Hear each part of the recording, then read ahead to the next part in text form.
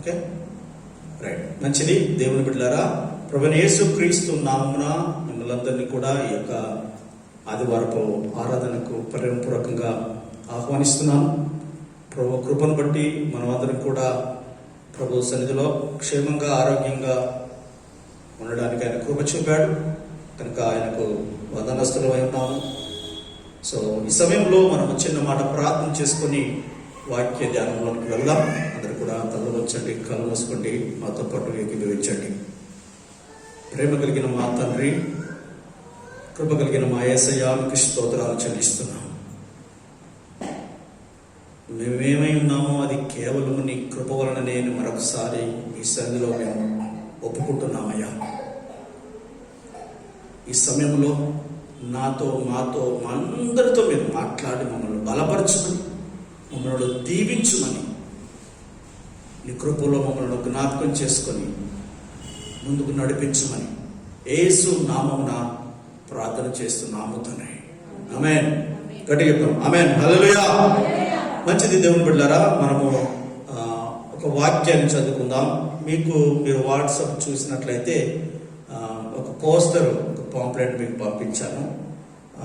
రేపటి నుండి 21 రోజులు, రేపనక 14వ తేదీ నుండి మార్చి 6 వరకు, అది ఫస్ట్ సండే, అప్పటి వరకు 21 రోజులు ఉపవాస ప్రార్థనలు ప్రకటించాను. ప్రతిరోజు ప్రార్థన ఉంటుంది. నేను సమయం తర్వాత చెప్తాను. ఓకే, ప్రార్థన ఉంటుంది. సో దాని గురించి ఒక మాట నేను ఆ పాంప్లెట్లో పైన మీకు తెలియజేశాను. ఆ మాటను మనము ఎందుకు అక్కడ పెట్టడం జరిగింది, almost it is a theme, ఒక మూల వాక్యంగా మనము పరిగణించి దాని మీద కొన్ని విషయాలు మనము ధ్యానం చేసుకున్నాం. చూడండి, యోవేలు గ్రంథము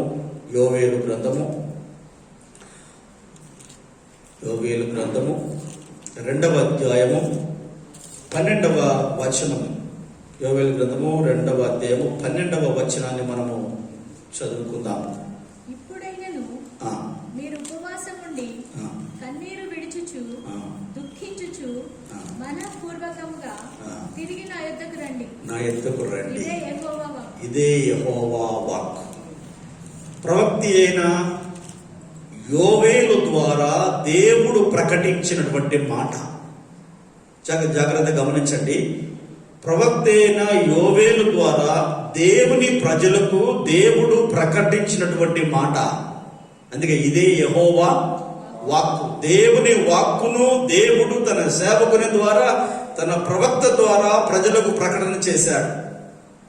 ఆయన చెప్పిన మాట ఏంటంటే, ఇప్పుడైనను మీరు ఉపవాసం ఉండి కన్నీరు విడుచుచు దుఃఖించుచు మనపూర్వకంగా తిరిగి నా యొద్దకు రండి. ఎవరి యొద్దకు రమ్మంటున్నాడు చెప్పండి? దేవుడు చెప్తున్నటువంటి మాట, ఇప్పటికైనాను మీరు నా యొద్దకు రండి, నా యొద్దకు రండి. ఎలా రావాలట? ఉపవాసం ఉండి దుఃఖించుచు కన్నీరు విడుచుచు మనపూర్వకంగా, ఇష్టపూర్వకంగా నా యొద్దకు రండి అని ఇశ్రాయేలు ప్రజలకు దేవుడు ప్రవక్త ద్వారా చెప్తున్నాడు. చూడండి, ఇక్కడ గమనిస్తే ఇప్పటికైనా అంటే అర్థం ఏంటి? ఇది ఫస్ట్ టైం చెప్పడం కాదు, అర్థమేదా? ఇప్పటికైనా అంటే ఇది ఫస్ట్ టైం చెప్పడము కాదు. ఇంతకు ముందు అనేక మార్లు చెప్పి ఉన్నాడు. ఇంతకుముందు అనేక మార్లు చెప్పి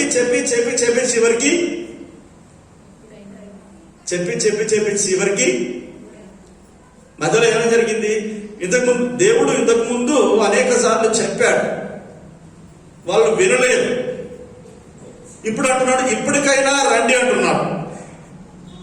ఇంతకు ముందు చెప్పిన దానికి ఇప్పటికైనా రండి అనడానికి మధ్యలో కొంత గ్యాప్ ఉంది, ఒక సంఘటన జరిగింది. అందుకే అంటున్నాడు ఇప్పటికైనా. ఇప్పుడు మన పిల్లల్ని ఉరకకురా, పరిగెత్తకురా అని అంటాం. వాళ్ళు పరిగెత్తుతారు, కింద పడిపోతారు, మోకాలు చెప్ప పగిలిపోయి రక్తం వెళ్తుంటే వాళ్ళకి ఏమంటాం మనం? చెప్పండి, ఏమని చెప్తాం? ఇప్పటికైనా నా మాట వింటావా అంటాం కదా. ఇప్పుడైనా నేను చెప్తే పరిగెత్తకమంటే పరిగెత్తకుండా ఉంటావా అంటాం మనం. అప్పుడు అంటాం, ముందనం ఫస్ట్ స్టార్టింగ్ లోనే ఇప్పటికైనా పరిగెత్తకు అంటావా? అనం చెప్తాము, వినడు, పోతాడు, దెబ్బతాకుతుంది. ఇప్పటికైనా నా మాట వింటామా?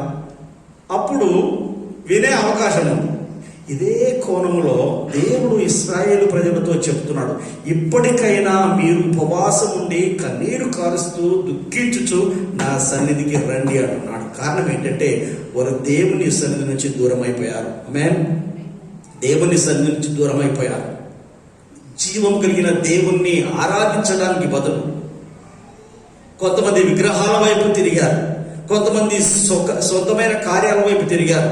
దేవునికి విరోధంగా పాపము చేసి దేవునికి దూరమైనటువంటి సందర్భంలో దేవుడు వారిని శిక్షించాడు.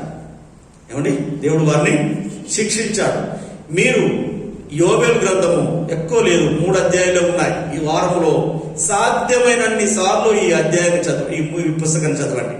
ఒకసారి చదువుతారా, 2 సార్లు చదువుతారా, 3 సార్లు చదువుతారా, మీకు ఎట్లా వీలైతుందా సాధ్యమైనన్ని సార్లు చదవండి. దేవుడు ఎందుకు ఈ యొక్క పరిస్థితిని కల్పించాడు అనే దాని గురించి అవగాహన మీకు కలుగుతుంది. ఓకే, సో అందుకు క్లుప్తంగా నేను కారణాలు చెప్తాను.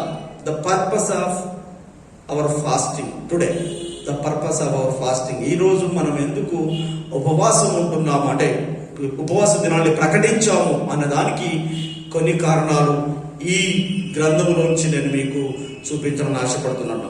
మొట్టమొదటిది ఏంటంటే ఆ దేశంలో దేవుని మాట వారు వినందుకు ఇశ్రాయేలు ప్రజలకు ఏం సంభవించిందంటే కరువు వచ్చింది. చెప్పండి, ఏమొచ్చింది? కరువు వచ్చింది. ఒకటి కరువు, రెండవది శత్రువులు వారి మీదకి దండెత్తి వచ్చారు. ఒకటి కరువు, ఇంకొకటి భయం. చెప్పండి, ఒకటి కరువు, ఇంకొకటి భయం. ఆపద, మన దృష్టిలో ఆపద. ఈ 2 వచ్చాయి వారి మీదకి, ఈ 2 వచ్చాయి. అన్నీ బాగున్నప్పుడు దేవుణ్ణి మర్చిపోయారు. ఇప్పుడు ఏమొచ్చింది? కరువు వచ్చింది. ఆ కరువు ఎలా వచ్చింది తెలుసా? మిడతల ద్వారా వచ్చింది. చూడండి, 1వ అధ్యాయం 7వ వచనము 8వ వచనము చూడండి. 1వ అధ్యాయం యోబేలు గ్రంథం 1వ అధ్యాయం 7, 8 వచనాలు మనం గమనిస్తే, అవి నా ద్రాక్ష చెట్లను పాడు చేసి ఉన్నవి, నా అంజూరపు చెట్లను తుత్తునీలుగా కొరికి ఉన్నవి, బెరడు వలిచి వాటిని పారవేయగా చెట్ల కొమ్మలు తెలుపాయను, పెనిమిటిపోయిన యవనురాలు గోనె పట్ట కట్టుకొని అంగలార్చున్నట్లు నీవు అంగలార్చుము. అంటే ఎలా ఏడవాలి? ఇక్కడ మనం ఏడుస్తూ దుఃఖించుతూ రమ్మని చెప్పాడు. అది అందులోకి వస్తుంది. అయితే ఇక్కడ 7వ వచనం మనం గమనించినట్లయితే 4వ వచనంలో గొంగలి పురుగులు, తర్వాత మిడతల గురించి మాట్లాడుతూ వస్తున్నాడు. ఆ మిడతలు, గొంగలి పురుగులు వచ్చాక చెట్టు బెరడుతో పాటు, అంటే బెరడు అంటే తోలు ఉంటుంది కదా, తోలును కూడా తీసేసి పచ్చదనం ఏమీ లేకుండా కాయలను, చెట్టును కూడా నాశనం చేసేసి, కోలుకోకుండా కొమ్మలు, చెట్టులు, పండ్లు అన్ని కూడా నాశనం చేసేసాయి. అంటే ఇంకా ఏమీ కోలుకోకుండా, కొంచెం మందేస్తే బాగవుతుంది, కొంచెం ఎండిపోయిందంటే నీళ్లు పోస్తే సెట్ అవుతుంది, లేకపోతే మందేస్తే బాగవుతుంది అని మనం అనుకుంటాం. అలా ఏ అవకాశం లేకుండా దాన్ని పొట్టుతో పాటు, బెరడుతో పాటు తీసి పడేసేసినాయి. అర్థమైందా? అంటే ఇంకా సంపూర్ణంగా ఏదైనా చేస్తే అద్భుతము జరగాల్సిందే. దేవుడు మాత్రమే ఏదైనా కార్యం చేయాలి తప్ప మానవ ప్రయత్నంతో ఏమీ జరగనటువంటి దీనస్థితికి పరిస్థితి అయిపోయింది. దాని తర్వాత 10వ వచనం చూడండి. పొలం పాడైపోయింది, భూమి కూడా అంగలారుస్తుంది, ధాన్యము నశించను, కొత్త ద్రాక్షరసం లేకపోయేను, తైల వృక్షములు కూడా వాడిపోయాయి. తిండి లేదు, ద్రాక్షరసం లేదు, తాగడానికి లేదు, తినడానికి లేదు, నూనె తలాంటుకోవడానికి కూడా ఏమీ లేదు. ఇలాంటి పరిస్థితి వచ్చింది. ఎందుకో తెలుసా? వారు దేవుణ్ణి గుర్తించాల్సిన రీతిలో గుర్తించలేదు, దేవుణ్ణి ఆరాధించాల్సిన రీతిలో ఆరాధించలేదు, దేవుని సన్నిధికి రావలసిన రీతిలో రాలేదు. దేవునికి విరోధముగా జీవించడం చేత అనేక మార్లు దేవుడు చెప్పి చూశాడు, అనేక మార్లు దేవుడు గద్దించాడు, అనేక మార్లు దేవుడు అవకాశం ఇచ్చాడు. ఆయనను వారు వినలేదు కనుక చివరికి దేవుడు వారిని శత్రు భయము చేత భయపెట్టించాడు. సైన్యములో వలె, ఓకే, సైన్యములు అని ఉంది. సైన్యం వచ్చింది. శత్రు దేశాలకు అనుమతించాడు, మిడతలకు అనుమతించాడు, పాడు చేశాడు. ఇదన్నీ అయిన తర్వాత అప్పుడు అంటున్నాడు, ఇప్పుడు మనం చదివినటువంటి వచనం, ఆ వచనం ఇంకా మిగతా విషయాలన్నీ అవన్నీ నేను వివరంగా తర్వాత చెప్తాను. ఈరోజు అంశానికి సంబంధించి కొన్ని విషయాలు చెప్తాను. చూడండి, అందుకే ఇవన్నీ అయిన తర్వాత 12వ వచనంలో ఇప్పుడైనను, చెప్పండి, ఇప్పుడైనను మీరు ఉపవాసం ఉండి కన్నీరు విడుచుచు దుఃఖించుచు మనపూర్వకంగా తిరిగి నా దగ్గర రండి. ఎటున్నారు ఇప్పుడు? అసలు వాళ్ళ ముఖం ఎటుంది? అటు ఉంది. దేవుని వైపు ఏం చూపారు? వాళ్ళు వీపు చూపిస్తున్నారు. దేవుని వైపు వీపు చూపిస్తున్నారు. అన్ని బాగున్నాయి కదా, పరిస్థితులు బాగున్నాయి కదా అని దేవుని వైపు వీపు చూపిస్తే దేవుడు ఆ తోలు ఏం చేశాడు? అప్పుడు మనం అంట కదా, నీ తోలు తీస్తాను అంట కదా, తోలు తీస్తాం కదా. ఈ మిడతలు వచ్చి చెట్టు బెరడు ఒలిసినట్టుగా దేవుడు వాళ్ళ తోలును, చర్మాన్ని ఒలిసినట్టుగా అనిపిస్తుంది మనకు.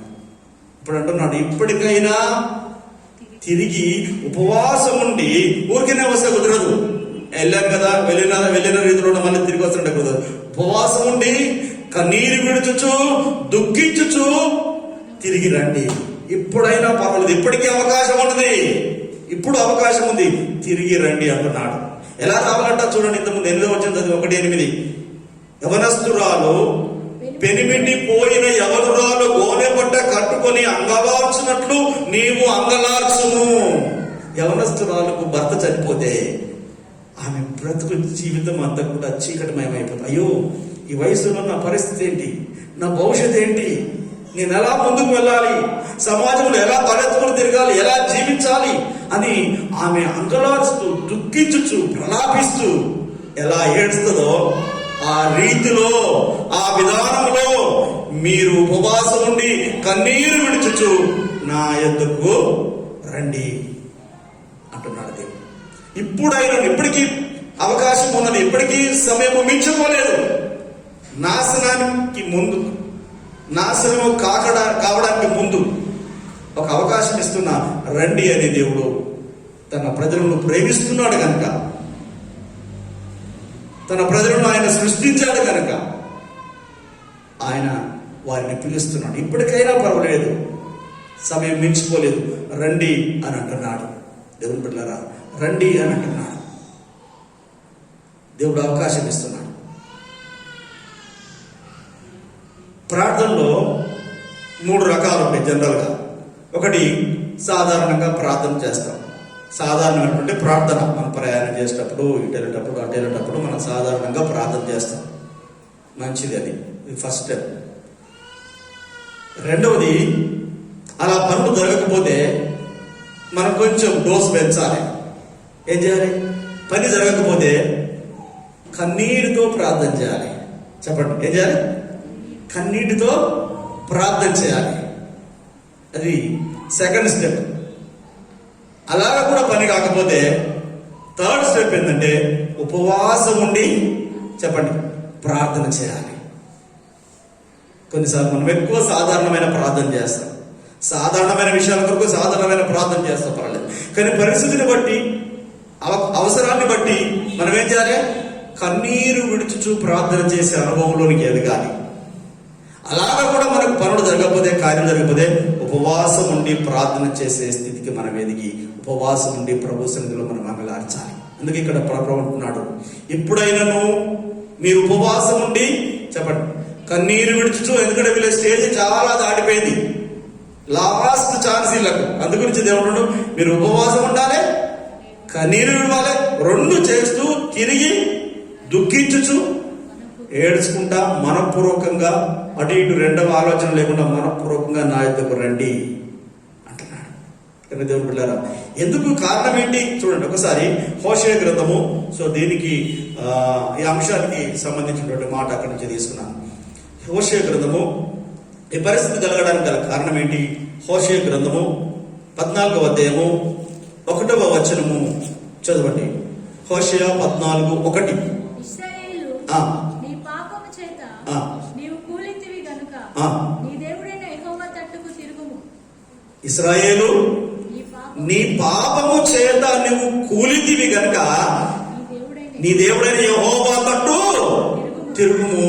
మాటలు సిద్ధపరచుకొని యెహోవా యొద్దకు తిరుగుడి. మాటలు సిద్ధపరచుకొని, ఏ మాటలు మాట్లాడాలి? దేవుని దగ్గరికి వచ్చి ఏం చేయాలి?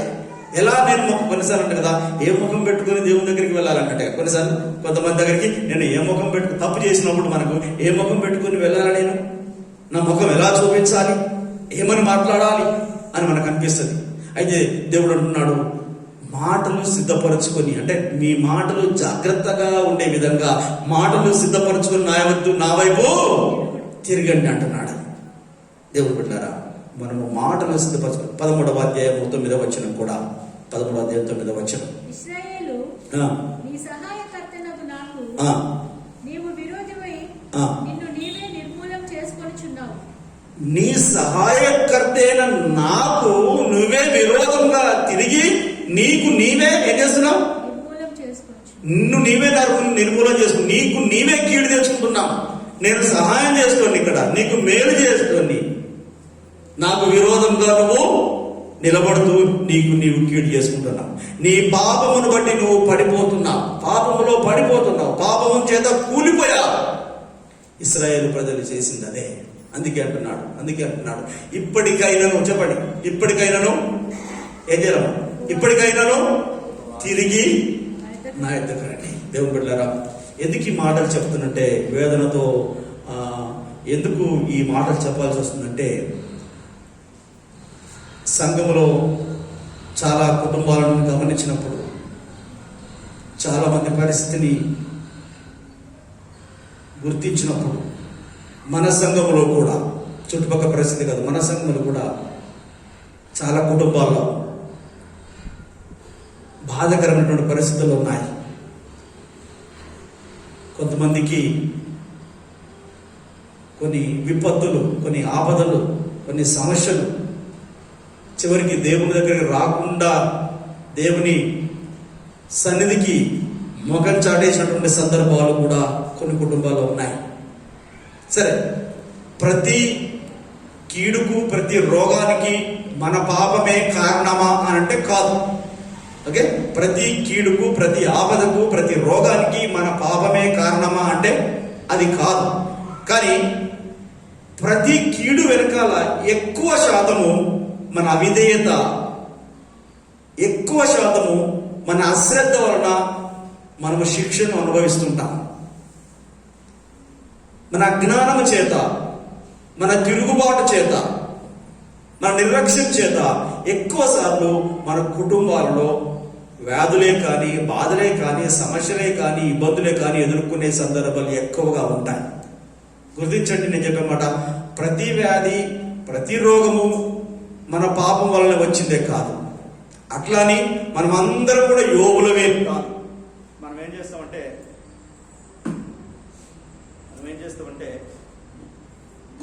యోగును గుర్తు చేసుకుంటాం. ఏం చేస్తాం? యోగు కూడా అలాగనే వచ్చింది కదా, యోగుతో పోల్చుకుంటాం.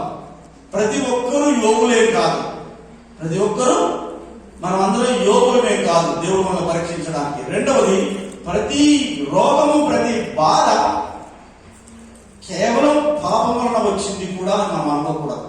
అది మన అంతరాత్మకు తెలుసు,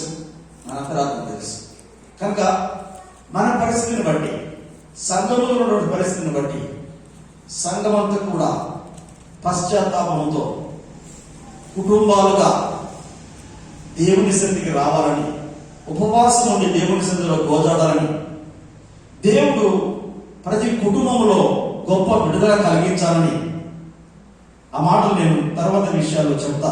అందుగురించి ముందే ఈ మాటలు చెప్తున్నాను. నేను కలిగించాలనే తపనతో, భారంతో ఈ ఉపవాస ప్రార్థనలు ప్రకటించడం జరిగింది. ఇప్పటికైనా సంఘంలోని బిడ్డలు, ఇప్పటికైనా సంఘంలోని కుటుంబాలు, వ్యక్తిగతంగా, కుటుంబంగా, సంఘముగా దేవుని వైపు తిరిగి ఉపవాసం ఉండి మన పరిస్థితిని అంతా కూడా మార్చుకోవడానికి, దేవుడు మళ్ళీ అవకాశం ఇచ్చడానికి అందరికీ అవకాశాన్ని కల్పించడానికి ఈ ఉపవాస ప్రార్థనలు ఏర్పాటు చేయడం జరిగింది. దేవుని బిడ్డలారా, సో మనం ఈ యోవేలు గ్రంథంలో గమనించినప్పుడు దేవుని మాటకు వారు అవిధేయులయ్యారు. వారి మీద దేవుని శిక్ష వచ్చింది. శిక్ష వచ్చిన తర్వాత దేవుడు అన్నాడు, మీరు తిరిగి రండి, నా వైపు తిరిగి. చూడండి 17వ వచనం వరకు కూడా కిందికి చదివితే మీకు అర్థమవుతుంది. 17వ వచనం కూడా 12 నుండి 17 వరకు మనం చదివితే అక్కడ మనకు అర్థమవుతుంది. కొన్ని విషయాలు చెప్పినేసి ముందుకు వెళ్తారు. చూడండి 11వ వచనం చదవండి. మీ దేవుడైన యెహోవా కరుణా వాత్సల్యములు గలవాడును, శాంతమూర్తియు, అత్యంత కృపగలవాడునై ఉండి తాను చేయనుద్దేశించిన కీడును చేయక పశ్చాత్తాపపడును గనుక మీ వస్త్రములను కాక మీ హృదయములను చింపుకొని ఆయన తట్టు తిరుగుడి.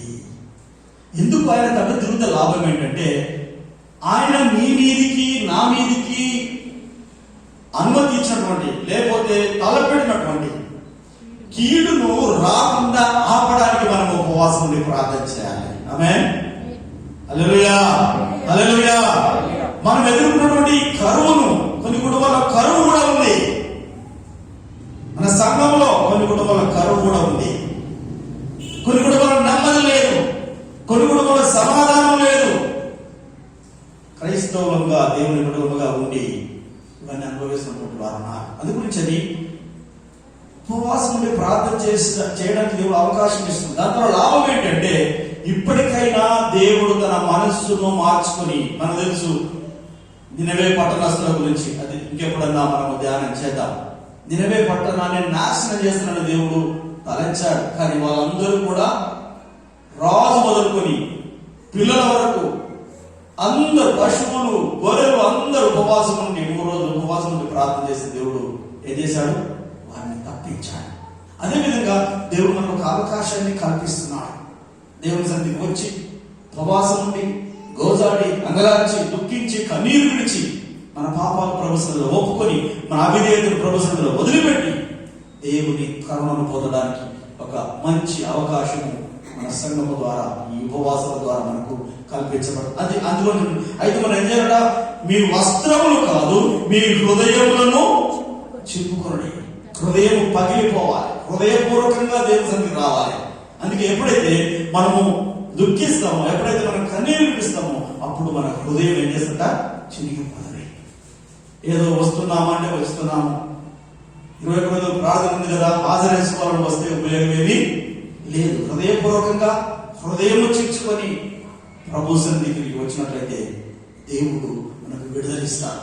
దేవుడు మన భవిష్యత్తును మార్చేస్తాడు. దేవుడు మన దిశను ఆయన తిప్పుతాడు. మన దశ మారిపోతుంది.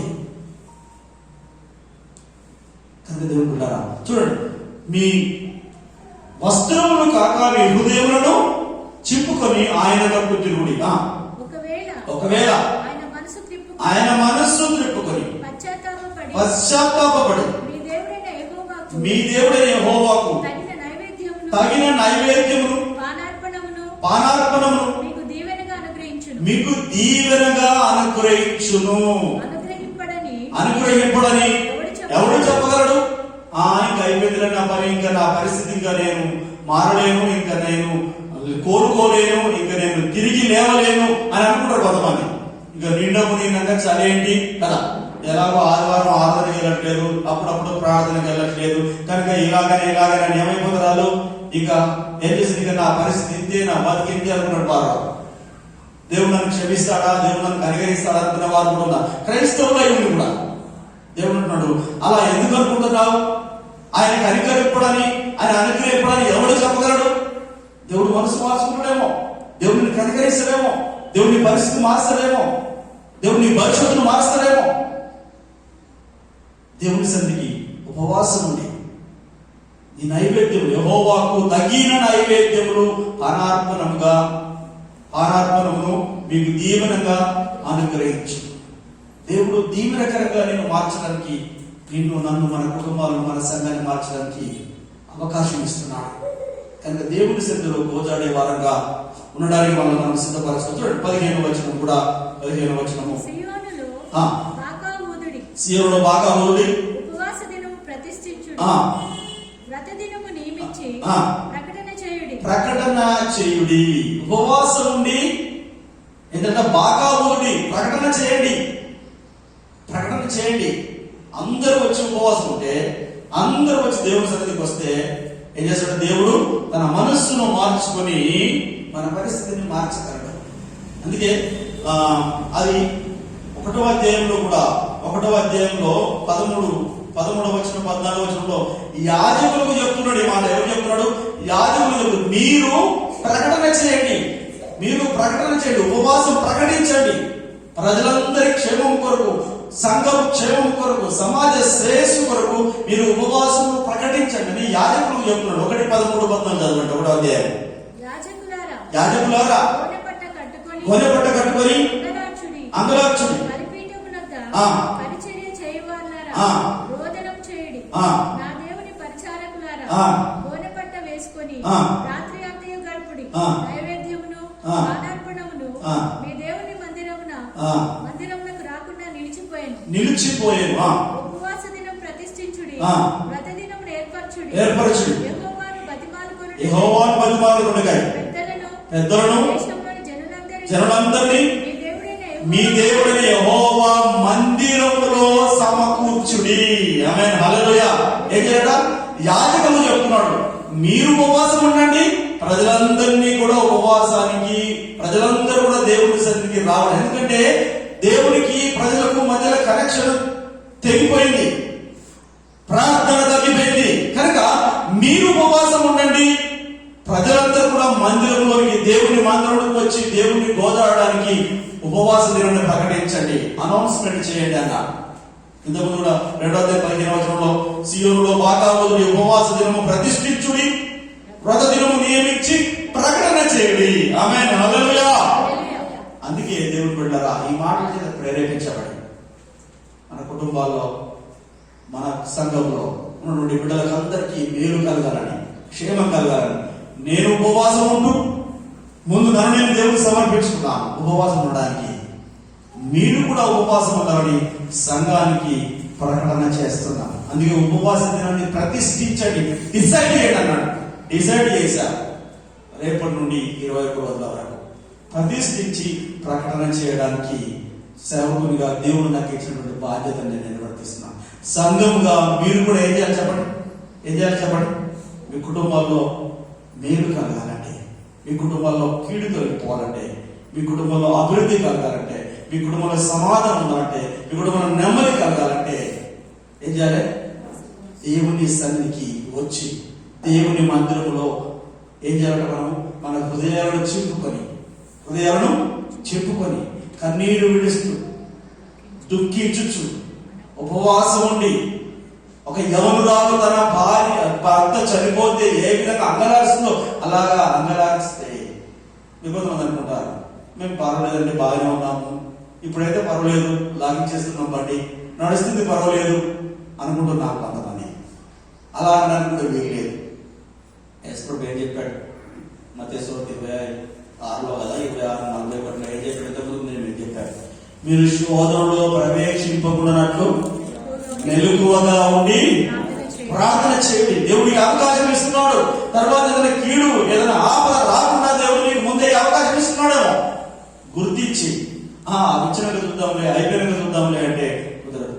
దేవుని సన్నిధిలో సిద్ధపడు, మెలకువగా ఉండి ప్రార్థన చేసి కుటుంబాన్ని, సంఘాన్ని, సమాజ శ్రేయస్సును దృష్టిలో పెట్టుకొని ఉపవాసం ఉండి, నీకు అవకాశాన్ని బట్టి ఒక పూట ఉంటావా, 2 పూటలు ఉంటావా, ఎలా అవకాశాన్ని బట్టి, కానీ దేవుని మందిరంలోకి వచ్చి ప్రార్థనలో పాల్పొంది, సంఘములో సహవాసంలో పాల్పొంది దేవుని సన్నిధిలో విజ్ఞాపన చేసే బాధ్యతను మనందరికీ దేవుడు ఇస్తూ ఒక అవకాశాన్ని ఇస్తున్నాడు. దాన్ని మనం సద్వినియోగం చేసుకుంటే దేవుడు మన జీవితాల్లో గొప్ప కార్యం చేస్తాడు. దేవుడు మన కుటుంబాల్లో అద్భుతం చేస్తాడు. దేవుడు అందుగురించి ఇక్కడ బాగా ఉంది 16వ వచనం, జనులను సమకూర్చుడి ఏమంటున్నాడు? 16వ వచనం, జనులను సమకూర్చుడి, సమాజ కూడము ప్రతిష్ఠించుడి, పెద్దలను పిలువనంపించుడి, చిన్నవారిని స్తన్యపానము చేయు బిడ్డలను తోడుకుని రండి. ఏం చేయాలట? పెద్దలు ముసలోళ్ళైనా మాకు చిన్న పాప ఉందండి, పాలు తాగుతుందంటే పాలు తాగే పిల్లలు కూడా తీసుకొని రమ్మంటున్నారు దేవుని మందిరానికి. చెప్పండి, ఏం చేయాలట? అర్థమవుతుందా? పాలు తాగే పిల్లను నాకు పిల్లుంది, నాకు పిల్లుందని తప్పించుకోవడానికి, నాకు నేను ముసలిదాన్ని తప్పించుకోవడానికి లేదు. ముసలోళ్ళైనా చిన్నపిల్లదారులైనా ఎవరైనా దేవుని సన్నిధికి రావాలి, ప్రకటన చేసినప్పుడు రావాలి, వారి క్షేమం కొరకు దేవుని సన్నిధిలో మొరపెట్టాలి అని ఈ ప్రకటన చేయమని చెప్తున్నాడు. పెళ్లి కుమారుడు అంతఃపురంలో నుండి, పెళ్లి కుమార్తె గదిలో నుండి రావాలి. నాకు ప్రోగ్రామ్ ఉందండి, నాకు అది ఉందండి, నేను పెళ్లికి పోతున్నాను, నేను పేరడానికి పోతున్నాను, అవన్నీ తర్వాత. పెళ్ళైన పెళ్లి కుమారుడు, కొత్తగా పెళ్ళైన పెళ్లి కుమారుడు కూడా, పెళ్లి కుమార్తె కూడా ఏం చేయాలా?